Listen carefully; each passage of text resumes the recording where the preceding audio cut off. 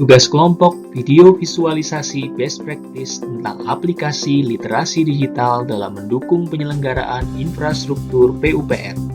Selamat menyaksikan. Sistem Informasi Bangunan Gedung atau yang dikenal dengan SIMBG adalah sistem aplikasi berbasis website yang dikembangkan untuk memberikan kemudahan pelayanan kepada masyarakat, khususnya dalam penyelenggaraan persetujuan bangunan gedung, sertifikat layak fungsi, surat bukti kepemilikan bangunan gedung, dan pendataan disertai dengan informasi terkait penyelenggaraan bangunan gedung. SIPKP merupakan satu sistem yang menyediakan basis data kawasan permukiman.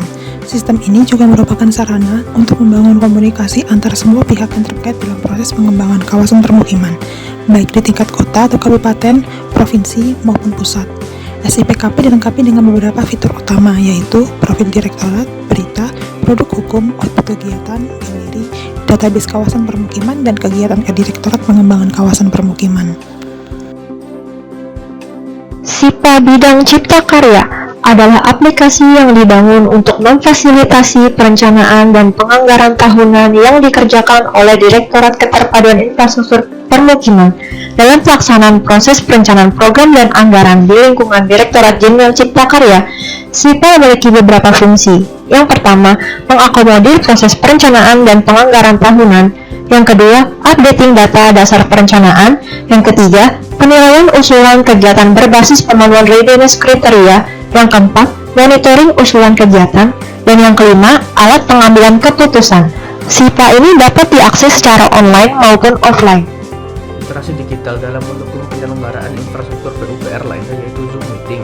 Zoom merupakan aplikasi komunikasi dengan menggunakan video. Aplikasi tersebut dapat digunakan dalam berbagai perangkat seluler, desktop, hingga telepon dan sistem tata ruang. Pada umumnya, para pengguna menggunakan aplikasi ini untuk melakukan meeting hingga konferensi video dan audio. Zoom banyak digunakan karena mudah serta terdapat fitur record di dalamnya. Zoom mulai sering digunakan pada saat wabah COVID-19 hingga saat ini. Banyak sekali kegiatan PUPR berupa meeting, audiensi, sosialisasi, bahkan bimbingan teknis yang menggunakan aplikasi ini. E-monitoring adalah aplikasi terintegrasi berbasis web yang dikeluarkan Kementerian PUPR untuk melakukan monitoring penganggaran, pelaksanaan, dan evaluasi secara online. Pada modul e-monitoring penganggaran, kita dapat melihat pagu DIPA untuk tahun yang ingin kita lihat. Selain itu juga kita dapat melihat rekapitulasi pemaketan. Pada modul e-monitoring pelaksanaan, kita dapat melihat progres realisasi atas pagu, baik itu per unit organisasi, per eselon 2, per jenis belanja, per sumber dana, per program, maupun per provinsi. Pelaksanaan tender atau seleksi juga dapat dipantau untuk melihat paket pekerjaan yang sudah tayang maupun yang belum tayang. Progres pelaksanaan padat karya Dirjen Cipta Karya juga dapat dipantau seperti Pansimas, Sanimas, TPS 3R, Pisyu, dan Kotaku. Yang terakhir, pada modul e-monitoring evaluasi, kita dapat melihat progres pagu anggaran terhadap realisasi fisik setiap unit organisasi. E-monitoring adalah aplikasi yang sangat dibutuhkan Kementerian PUPR dalam melakukan monitoring, baik itu pada saat tender, pelaksanaan, maupun evaluasi. Namun, aplikasi mengalami kendala dalam pemuktahiran data dikarenakan beberapa balai tidak bisa rajin melakukan update data secara berkala. Hal ini meninggalkan ruang bagi e-monitoring untuk dikembangkan lebih lanjut.